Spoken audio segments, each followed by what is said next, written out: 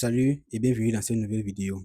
Aujourd'hui, vous allez découvrir comment concevoir et structurer une API RESTful complète pour la gestion d'un bloc en utilisant Flask et PostgreSQL. Dans ce projet, nous allons comprendre comment définir les URL et les méthodes HTTP pour interagir avec l'API, comprendre comment Flask SQL Alchemy facilite l'intégration avec PostgreSQL pour persister les données, comment mettre en place un processus pour créer les tables nécessaires au démarrage de l'application Flask. Et aussi, nous allons comprendre l'importance de la gestion des dépendances vers les environnements virtuels et la configuration des variables d'environnement. Les fonctionnalités qui ont été développées dans le cadre de ce projet sont la gestion des utilisateurs, la gestion des articles, la gestion des tags. Les technologies qui ont été utilisées sont Flask, qui est un micro-framework web pour la construction rapide d'API, Flask SQL Alchemy, qui est une extension Flask pour interagir facilement avec SQL Alchemy, Python.env pour gérer les variables d'environnement et les configurations sensibles, PyCode to Binary, qui est un adaptateur PostgreSQL pour Python, permettant la connexion à la base de données, PostgreSQL, qui est un système de gestion de base de données relationnelles robuste et open source, Postman, qui est un outil indispensable pour tester et documenter les API, et enfin VS Code REST Client, qui est une extension pratique pour tester des endpoints directement depuis votre éditeur de code. Alors, nous allons commencer.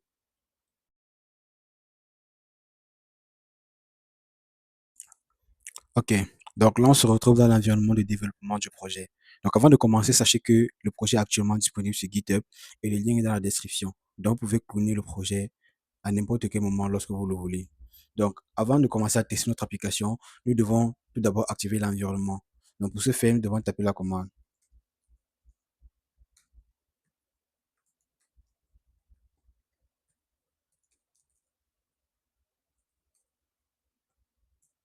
Ok, le VEN au début montre vraiment que notre application est activée, notre environnement est activé. Donc, maintenant, nous pouvons lancer le projet.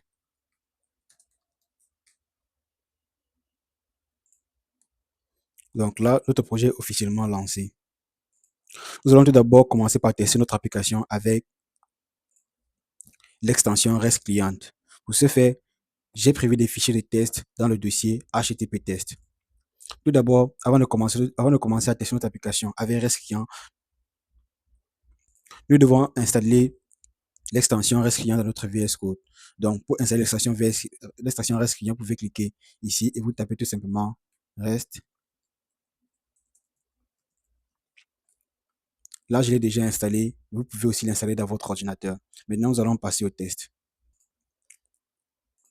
Je vais me rendre dans HTTP test et là, vous pouvez voir les fichiers de test que j'ai déjà créés. Donc, nous allons commencer par tester les utilisateurs. Nous allons d'abord commencer par envoyer une requête GET pour avoir la liste des utilisateurs de notre système. Ici, on peut voir que les utilisateurs sont bien affichés. On peut également envoyer une autre requête pour créer un utilisateur. Là, on peut voir que la création d'un utilisateur a marché. On peut envoyer une autre requête pour rechercher un utilisateur par son identifiant. Ici, on peut voir également que la requête a marché. Et ici, on a la requête qui permet de mettre à jour l'email de l'utilisateur. Et ici aussi, on peut voir que la requête a marché. Cette requête permet de supprimer spécifiquement l'utilisateur numéro 3. On va aussi également la tester. Et là, on a le message utilisateur a été supprimé avec succès. On peut vérifier et on voit que l'utilisateur avec l'identifiant numéro 3 est manquant. Maintenant, nous allons effectuer les tests avec Postman. Pour ce faire, je vais ouvrir Postman. Et ici, je vais mettre l'URL de notre application.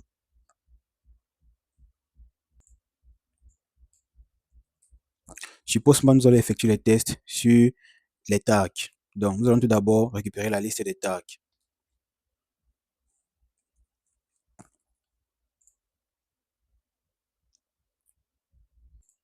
Ah, nous avons oublié de préciser API avant tag.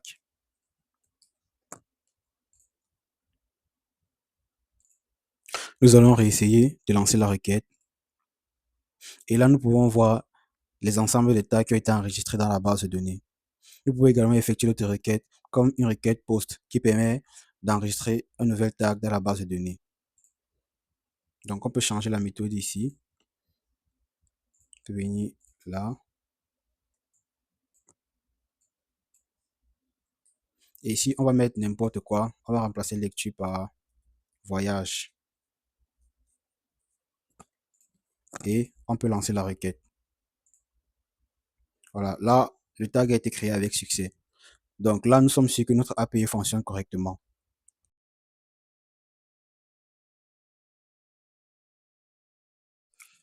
On commence par créer un dossier pour notre projet. Je vais l'appeler mon API block, mais vous pouvez choisir le nom que vous voulez. Ensuite, on va créer et activer un environnement virtuel pour isoler nos dépendances Python.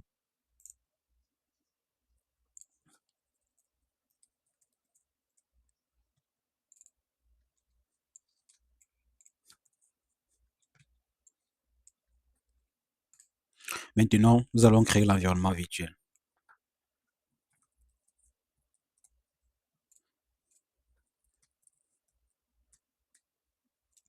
Maintenant que l'environnement virtuel est créé, nous devons l'activer.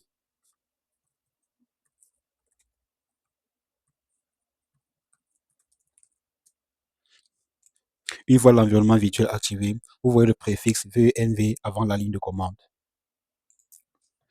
Avec l'environnement virtuel activé, on va installer les packages nécessaires. Flask, le framework web, Flask SQL Alchemy pour interagir facilement avec PostgreSQL, Python.env pour gérer nos variables d'environnement, PyCode to Binary, le pilote Postgre pour Python.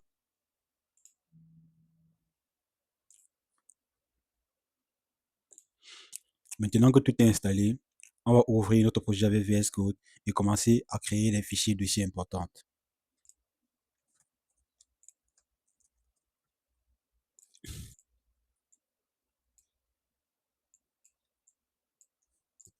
On va maintenant créer nos fichiers de configuration. D'abord, .flask env qui permettra à Flask de se lancer en mode développement avec le debug activé.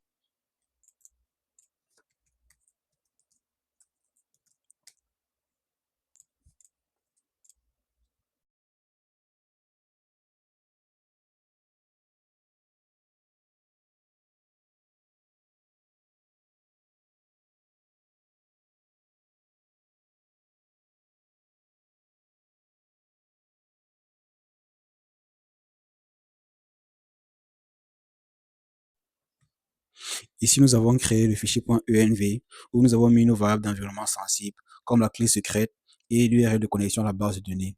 Et ici, nous avons créé le .gitignore pour éviter de partager nos fichiers sensibles comme le .env et le venv, le répertoire venv.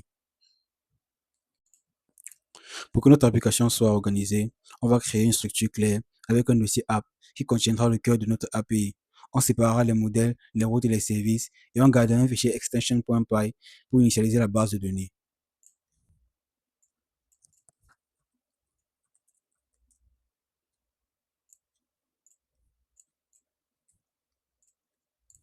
Ce que nous venons de faire, c'est d'initialiser la structure de notre projet. Maintenant, nous allons ajouter de la configuration à notre fichier config.py.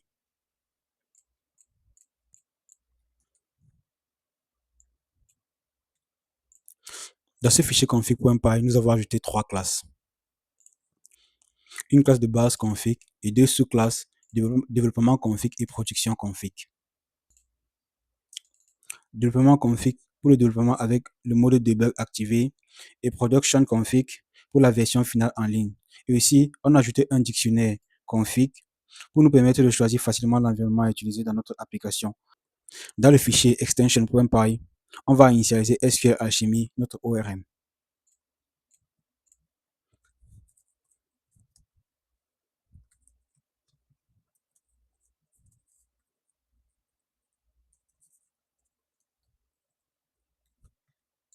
Dans le fichier route.py, on va créer un premier blueprint avec une route test pour vérifier que notre projet fonctionne correctement.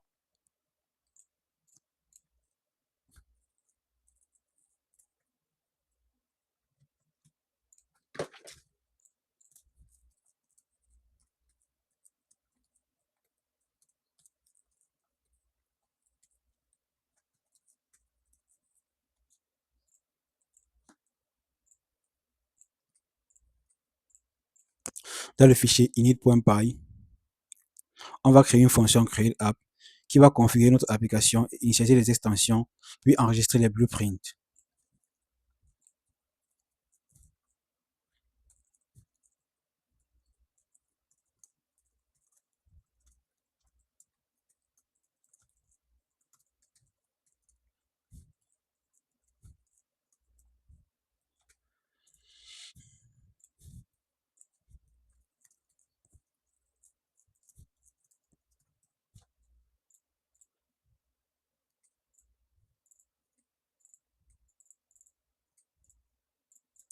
Et enfin, dans le fichier run.py, on va juste démarrer l'application.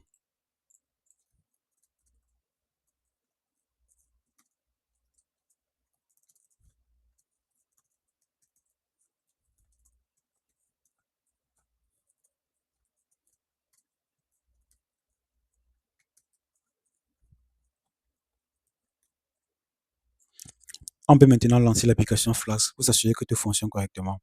Pour ça, nous allons encore nous rendre dans notre terminal et s'assurer que nous sommes encore en environnement virtuel. Ensuite, nous allons taper la commande Flask run. Là, nous pouvons voir que notre application Flask a démarré avec succès. On peut donc copier cette URL et la mettre dans notre navigateur.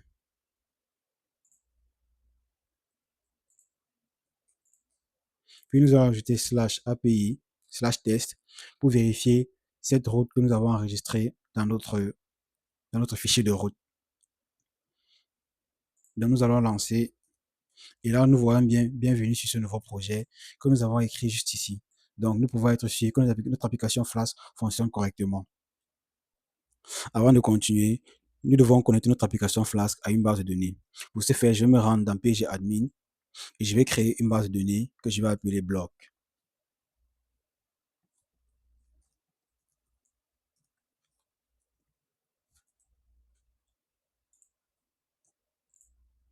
Maintenant que la base de données bloc a été créée, je vais me rendre dans le point .inf de mon projet et je vais configurer database URL pour que celle-ci se connecte à ma base de données.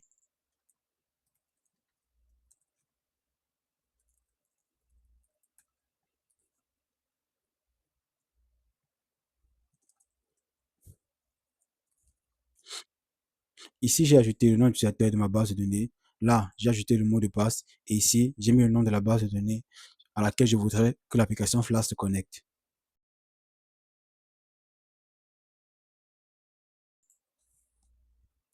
Maintenant que la base est prête, on va pouvoir passer à la création de nos modèles User, Attire et Tag. Ces modèles vont représenter notre table dans la base de données et SQL Alchemy va s'occuper de créer la structure automatiquement pour nous. Pour ça, nous allons nous rendre dans le répertoire modèle. Et le premier modèle que nous allons créer, c'est le modèle User.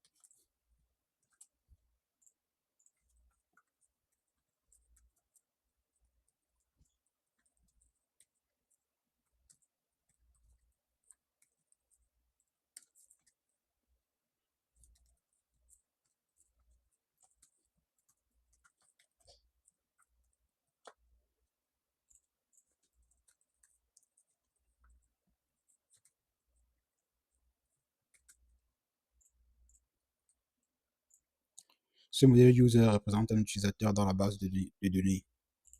Nous avons commencé par définir le nom de la table avec cet attribut. Ensuite, nous avons les colonnes principales ID, username, email, password et create pour enregistrer la date à laquelle un utilisateur a été créé dans la base de données.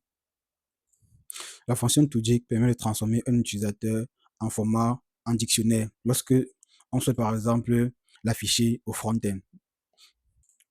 Maintenant, nous allons passer à la création du prochain modèle, qui est le modèle article.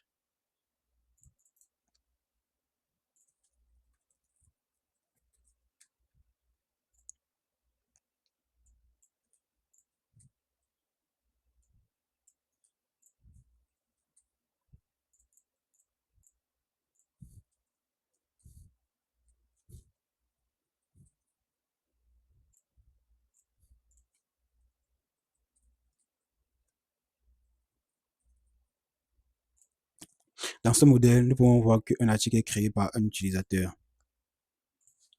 Ce qui fait que dans le modèle utilisateur, nous pouvons ajouter une instruction qui permettra d'avoir les articles d'un utilisateur.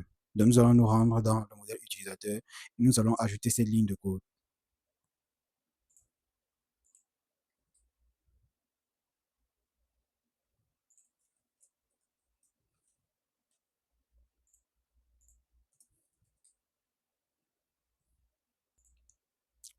Cette ligne, comme le commentaire l'indique, signifie qu'un utilisateur peut avoir plusieurs articles. Et c'est à partir de cette ligne que l'on pourra avoir la liste des articles d'un utilisateur. À partir de cette ligne également, on peut également avoir le nom d'un utilisateur à partir de l'article. Donc, dans le modèle article, on peut ajouter cette instruction dans le dictionnaire. Toodic.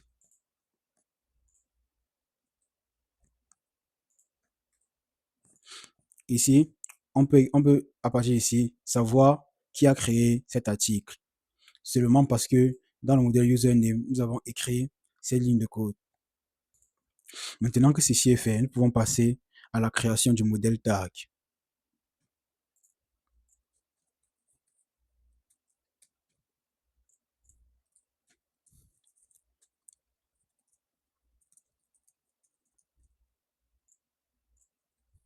Dans ce modèle, un tag est défini par son identifiant et son nom.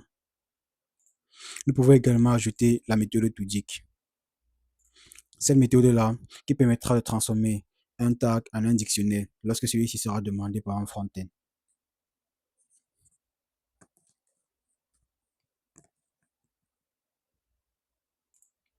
Étant donné qu'un article peut avoir plusieurs tags et qu'un tag peut avoir plusieurs articles, nous allons donc définir un autre modèle qui va permettre, qui va servir d'association pour ces deux modèles-là.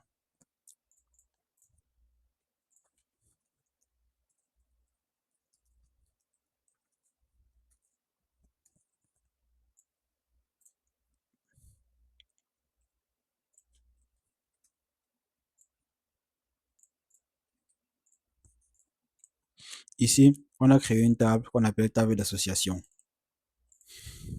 Cette table article tag sert à faire le lien entre nos articles et nos tags parce qu'on est dans une relation many-to-many. Cela signifie que un article peut avoir plusieurs tags et un tag peut être associé à plusieurs articles. On a donc deux colonnes principales. La colonne article ID qui fait référence à l'ID de l'article dans la table article. La colonne tag ID qui fait référence à l'ID du tag dans la table tag. J'ajoute aussi la colonne create at pour savoir quand est-ce qu'un tag a été lié à un article. Et enfin, chaque ligne de cette table représente un lien unique entre un article et un tag. Maintenant, nous pouvons utiliser ce modèle dans la table article, dans le modèle article, pour pouvoir récupérer les tags d'un article. Pour ce faire, nous allons nous rendre dans le modèle article. Nous allons importer la table d'association.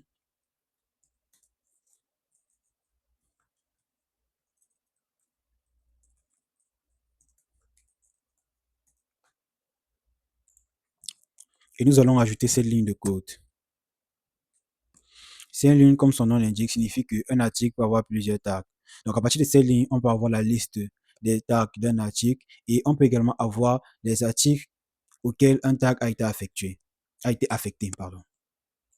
Nous pouvons donc maintenant compléter notre dictionnaire avec cette ligne de code.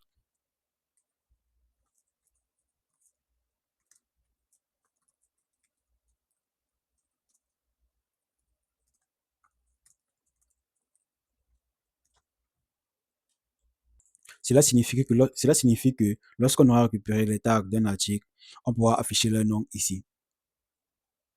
Et aussi, dans le modèle tag, on peut ajouter ces lignes de code. Tout d'abord, nous allons importer le modèle article tag et nous allons ajouter ces lignes dans le dictionnaire.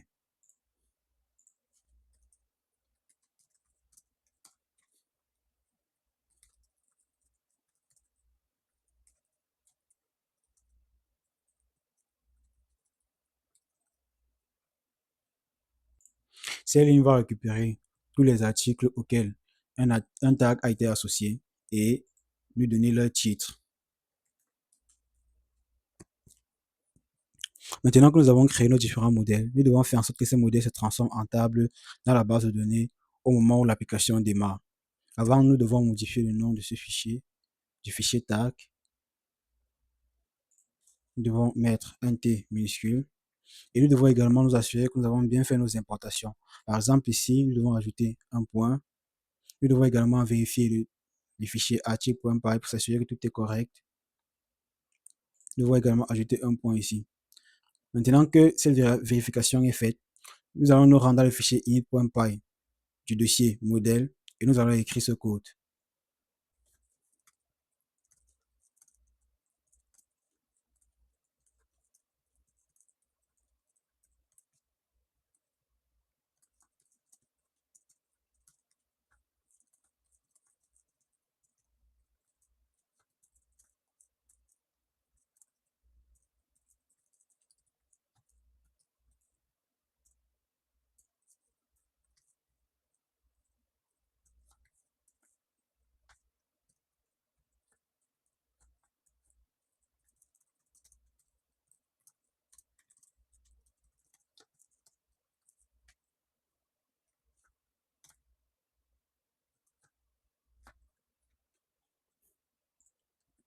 Dans ce fichier, nous avons importé les différents modèles user, article, tag et article tag.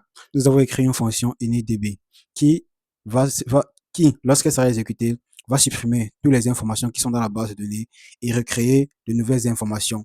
Et lors de la création de ces nouvelles informations, elle va transformer les différents articles, les différents modèles que nous avons écrits en table dans la base de données.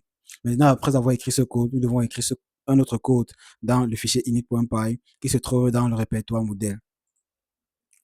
Il se trouve dans le répertoire app, excusez-moi.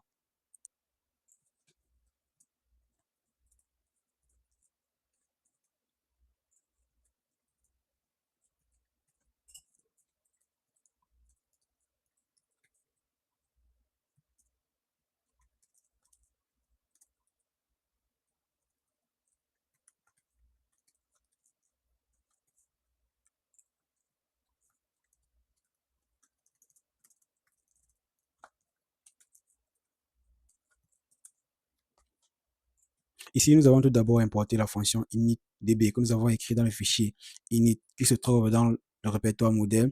Puis nous avons écrit une fonction execute initdb. Cette fonction va s'exécuter lorsque l'application sera en cours de création. Et au passage, elle va créer tous les tables. Elle va transformer tous les modèles que nous avons écrits en table dans la base de données. Nous avons commis une petite erreur de frappe ici. Si nous devons ajouter app context. Maintenant, nous pouvons lancer notre application Flask et voir si le code que nous avons écrit et voici notre base de données sera créée. Nous allons ouvrir notre terminal et nous rassurer que nous sommes encore en environnement virtuel. Puis nous allons taper la commande Flask run. On peut ici voir le message apparaître, la base de données a été créée avec succès. Donc, nous allons donc vérifier notre base de données sur pgadmin. Nous allons actualiser.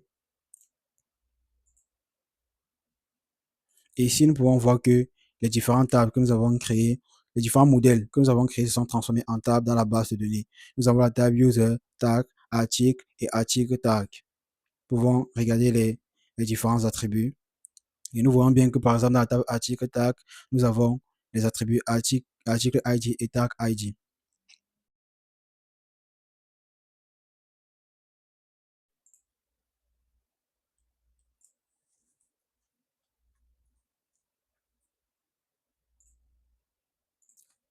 Maintenant, dans les fichiers user.py et tag.py, on va définir des fonctions qui insèrent automatiquement des données dans la base de données. Ceci dès la création de la base de données. Ça va nous permettre d'avoir des jeux de données prêts pour tester au démarrage de l'application. Donc, nous allons premièrement nous rendre dans le fichier user.py. Nous allons écrire cette fonction.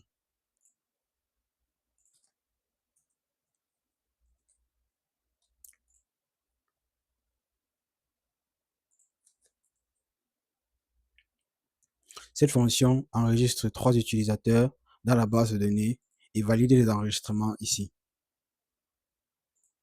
Cette ligne n'est pas vraiment importante, donc on peut l'enlever. Puis dans le fichier tag, nous allons écrire cette fonction.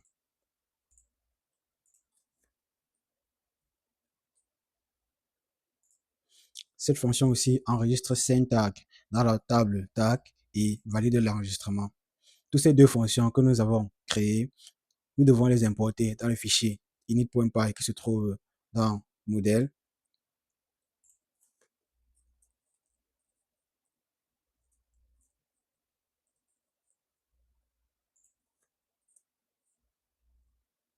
Et puis nous devons les ajouter à la fonction initdb.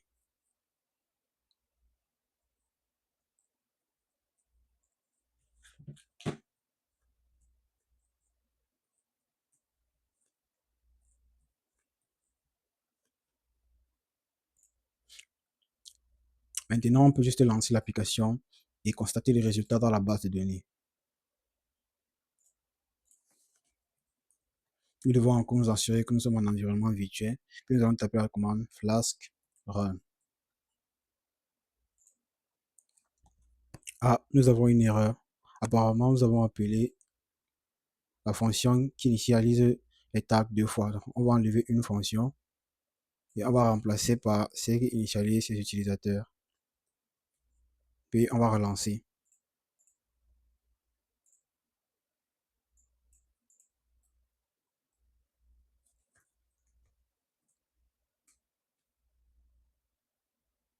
Maintenant que la base de données a été créée avec succès, on peut regarder les résultats dans la base de données.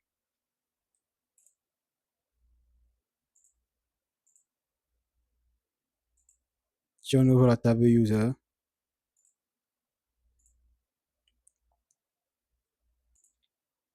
et qu'on exécute cette instruction SQL, on peut voir ici les utilisateurs qui ont été automatiquement créés dans la base de données. Ici, on fait la même chose pour la table tag.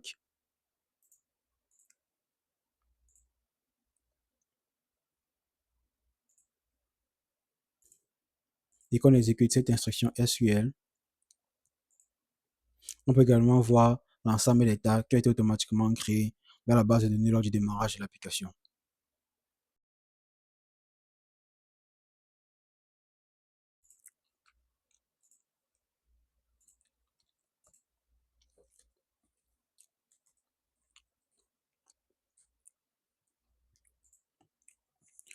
Nous allons maintenant passer à la création des services.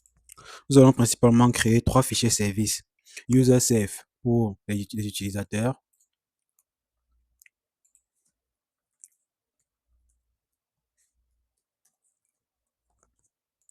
Nous allons aussi créer ArticSafe pour les articles.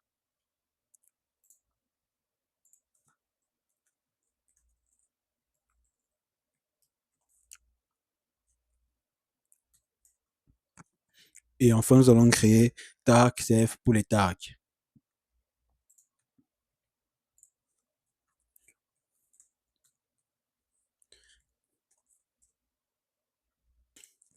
Ces fichiers services regroupent la logique métier liée aux utilisateurs, articles et tags. Ils centralisent les opérations comme la création, la mise à jour et la recherche afin de garder le code clair et organisé. Nous allons tout d'abord créer les services liés aux utilisateurs. Avant ça, nous devons d'abord fermer tous les fichiers que nous n'utilisons pas. Donc, nous allons nous mettre sur le fichier UserSafe et nous allons fermer tous les autres fichiers.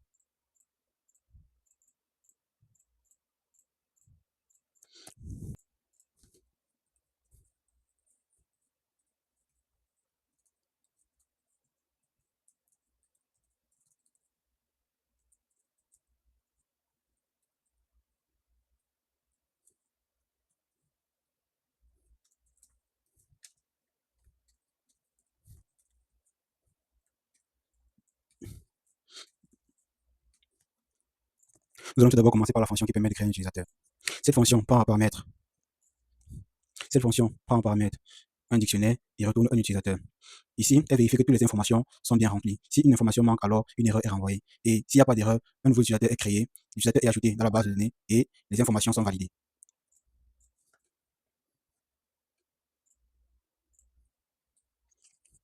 Ensuite, nous avons les autres fonctions qui permettent respectivement de lister tous les utilisateurs.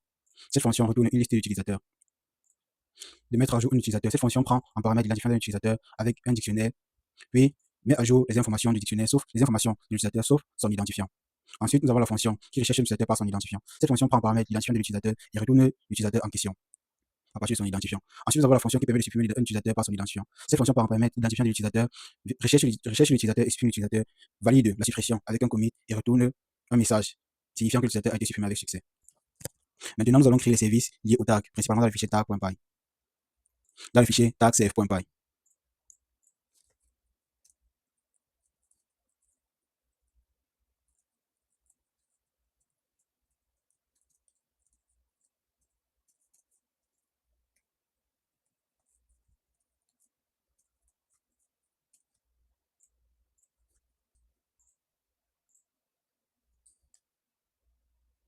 Ici aussi, nous avons la fonction create qui prend en paramètre un dictionnaire et retourne un tag. La fonction va vérifier si le nom est présent dans la requête. Si le nom n'est pas présent, alors elle va retourner une erreur spécifiant que le nom est manquant. Si tout se passe bien, un nouveau tag est créé. Le tag créé est ajouté dans la base de données et l'information est validée avec session.commit. Puis le nouveau tag qui a été créé est retourné à l'utilisateur. Puis nous avons la fonction findAll. Cette fonction retourne l'ensemble des tags qui sont présents dans la base de données. Nous avons aussi la fonction findById qui prend en paramètre l'identifiant d'un tag, puis retourne le tag en question. Nous avons la fonction update qui prend en paramètre l'identifiant du tag à mettre à jour un dictionnaire, puis recherche le tag. Si le tag n'existe pas, alors un message est renvoyé disant que le tag n'existe pas. Mais si tout se passe correctement, alors les informations du tag sont mises à jour, sauf l'identifiant. Et toutes les informations mises à jour sont validées par un commit. Puis maintenant, le tag qui a été mis à jour est retourné à l'utilisateur. Ensuite, nous avons la fonction deleteById qui prend en paramètre l'identifiant du tag, recherche si le tag existe. Si le tag n'existe pas, un message est envoyé pour dire à l'utilisateur que le tag qui soit supprimé n'existe pas. Si le tag existe, alors le tag est automatiquement supprimé à partir de cette instruction et la suppression est validée à l'aide d'un commit. Enfin, un message est envoyé à l'utilisateur pour lui faire comprendre que le tag a été supprimé avec succès.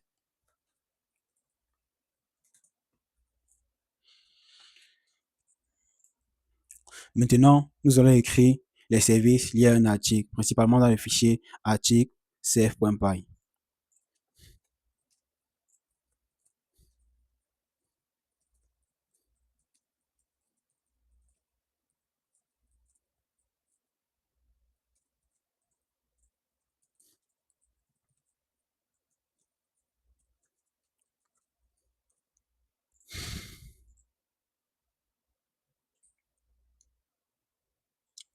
Dans ce fichier, nous avons aussi la fonction create qui prend en paramètre un dictionnaire, vérifie si les informations qui permettent de créer un article sont présentes. Si une seule information est absente, un message est envoyé à l'utilisateur pour lui faire comprendre qu'il y a des informations qui sont manquantes.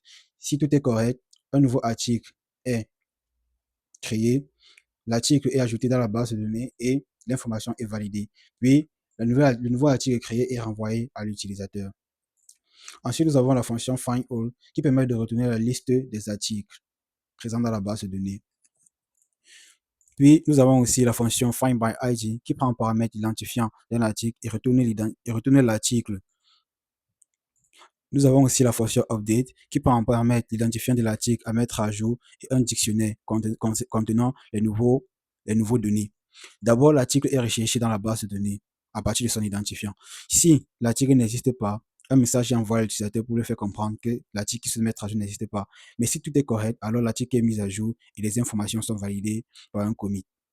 Ensuite, nous avons la fonction delete qui prend en paramètre l'identifiant de l'article à supprimer, recherche si l'article est présent. Si l'article n'est pas présent, un message est envoyé pour faire comprendre à l'utilisateur que l'article n'est pas présent.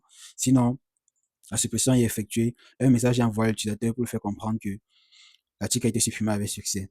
Maintenant, vous allez écrire la fonction qui permet d'ajouter un tag à un article.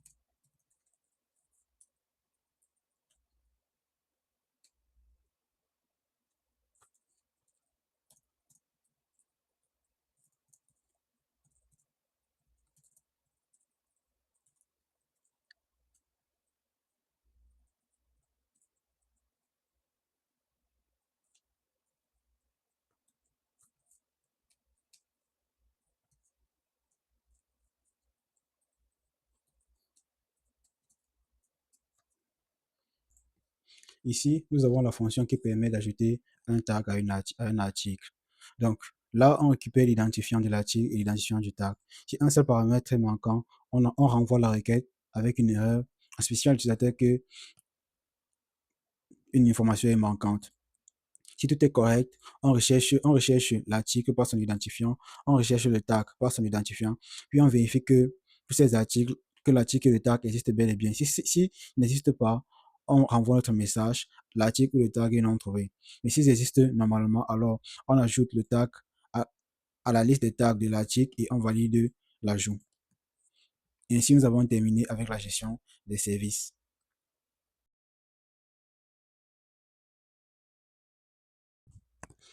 Nous allons maintenant créer des fichiers de route pour exposer les différents services que nous avons créés. Pour ça, nous allons nous rendre dans le répertoire API et nous allons créer les routes suivantes. User route.py,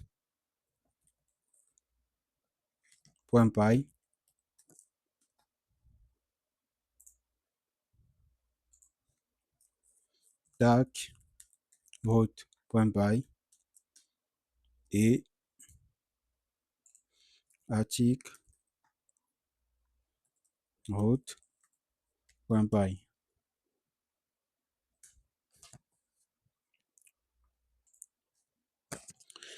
Les fichiers de route définissent les points d'entrée de l'API pour les utilisateurs, les articles et les tags, en reliant les requêtes HTTP au service correspondant. Nous allons tout d'abord commencer par écrire le fichier user_route.py.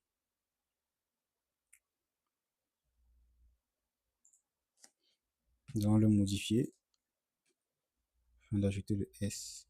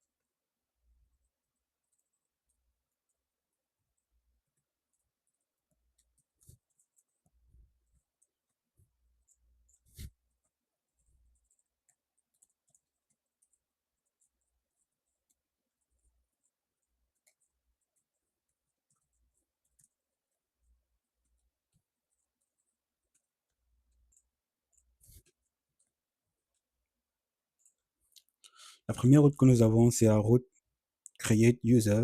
Cette route va permettre de créer un utilisateur. Ici, on va récupérer le code de la requête et le transformer sous format JSON, puis le donner à data. Puis la fonction va vérifier si la data, les données que nous avons retournées sont nulles ou pas. Si les données sont nulles, alors la fonction va renvoyer données manquantes. Donc, et si tout est correct, alors nous allons utiliser la fonction créer que nous avons écrit dans user service pour créer un utilisateur et retourner le nouveau utilisateur sous format JSON au front-end. Nous avons aussi d'autres routes. Nous avons la route get qui permet d'avoir la liste des utilisateurs présents dans la base de données. La fonction, lorsque cette route sera appelée, elle va aller chercher la fonction find all qui a été créée dans user service. Cette fonction va récupérer la liste des utilisateurs, la transformer en dictionnaire et envoyer le résultat sous format JSON.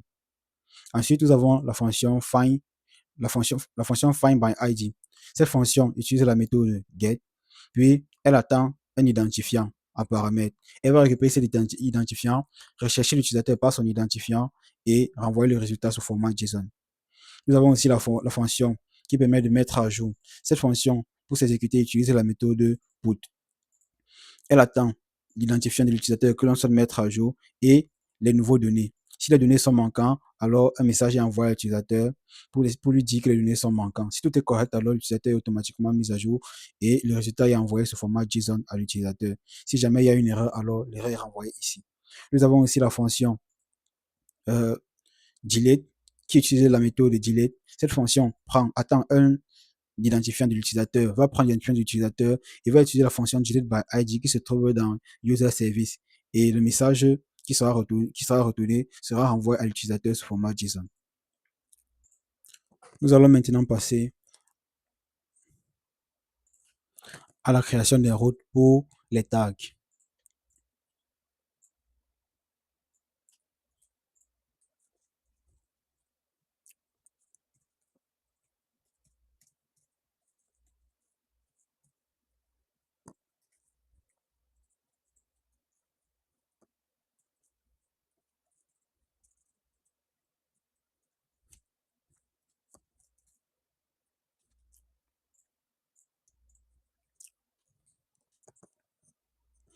La création du fichier de route tag reste le même principe que celui de la création des fichiers de route pour les users. Ici, nous avons la route pour avoir la liste des tags. Nous avons la route pour avoir la liste pour créer un tag en utilisant la méthode post. Nous avons la route pour mettre à jour un tag en utilisant la méthode put.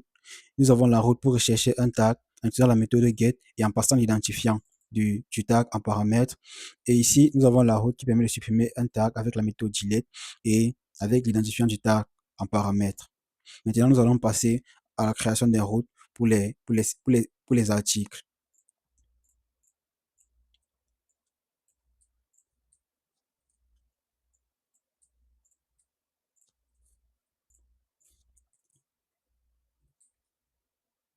La création des routes pour les serveurs reste le même principe que pour la création des routes des utilisateurs et des tags. Ici, nous avons la méthode qui permet de récupérer la liste des articles qui ont été créés en utilisant la méthode get. Ici, nous avons la fonction qui permet de créer un article avec la méthode post. Nous avons la fonction qui permet de mettre à jour un article avec la méthode put et l'identifiant de l'article à mettre à jour. Nous avons la méthode qui permet de rechercher un identifiant qui permet de rechercher un article par son identifiant en passant l'identifiant de l'article en paramètre et en utilisant la méthode get. Nous avons la fonction qui permet de supprimer un article en passant l'identifiant de l'article en paramètre et en utilisant la méthode delete. Puis enfin, nous avons la fonction qui permet d'ajouter un tag à un article en utilisant cette adresse URL et la méthode post. Donc, maintenant que les fichiers des routes ont été écrits, nous pouvons passer à l'étape suivante. L'étape suivante serait de faire en sorte que les routes que nous avons créées soient automatiquement chargées au démarrage de l'application. Pour ça, nous devons nous rendre dans le fichier init.py qui se trouve dans le répertoire app et nous devons ajouter ce code.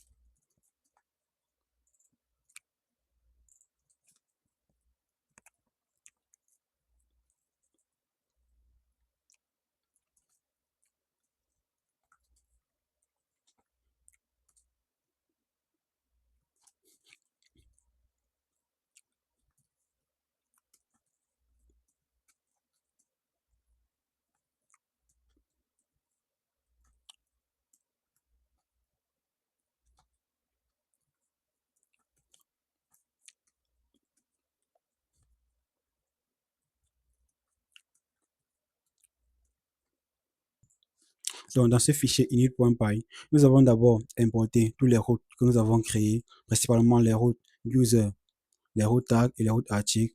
Nous avons également ajouté la bibliothèque Blueprint et nous avons écrit le code suivant qui permet d'ajouter les routes user, articles et tag dans notre application. Toutes ces routes-là seront précédées du préfixe API. C'est pour ça qu'il était important pour nous de créer cette première ligne de code. Puis après cette ligne de code-ci, nous avons ajouté les différentes routes user, articles et tag. Et enfin, nous avons ajouté la première ligne, la ligne API dans le contexte de l'application. Maintenant, nous pouvons démarrer notre application et effectuer les tests.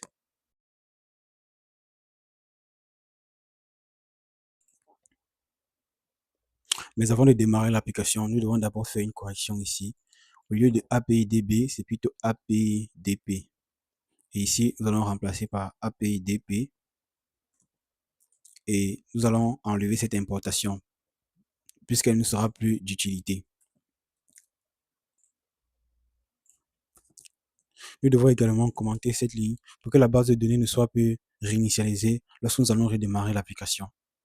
Maintenant, nous pouvons passer au démarrage de l'application.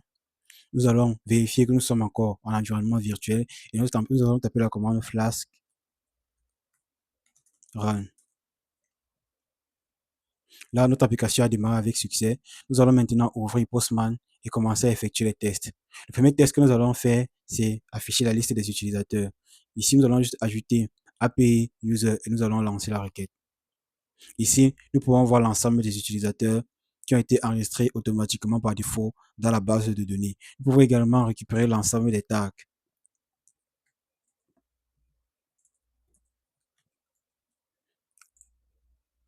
Ici, nous avons aussi l'ensemble des tags qui ont été enregistrés dans la base de données. On peut également avoir les articles.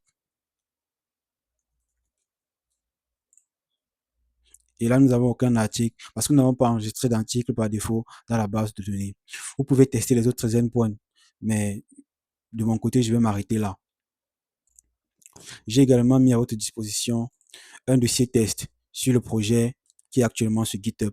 Vous pouvez cloner le projet sur GitHub et consulter ce fichier, ce dossier test-là dans lequel j'écris les différents tests pour les users, les articles et les tags. Vous pouvez également utiliser HTTP client pour effectuer ces tests. Mais comme vous l'avez vu au début, nous avons fait cela ensemble.